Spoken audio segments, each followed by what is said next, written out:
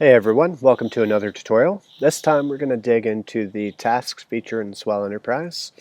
So starting out from the dashboard, you do have the to-do widget here at the bottom of the to-do section where you can quickly search, filter, and create tasks. So an example for creating a task, just go ahead and give it a name, and then you can give it a brief description. You can choose whether or not you'd like to attach this task to a project. You can assign one or multiple users. Go ahead and choose a starting status, and then populate the start date and the end date. Once you're done with that, just click on Save, and that should bring up the new task in your task section here, as we see right there. Now, in addition to that, you can click on the top three dots to expand the mega menu, unless you've already shortlisted this to the sidebar.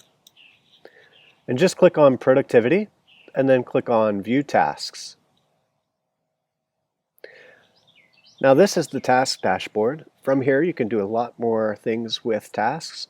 So for example, you can click on a task and you can see the details on that task, who it's assigned to, the description. You can also leave comments for your team or create subtasks. You can also start the time to start tracking time against this task. So for example, if I wanted to create some subtasks, I could just click on the subtask icon you'll see here, or I can write in another name. And then I can click on the arrow to expand the details of this task. Remember, you can always click on the Add Task button here or the plus icon to quickly create a project or a task from the task dashboard.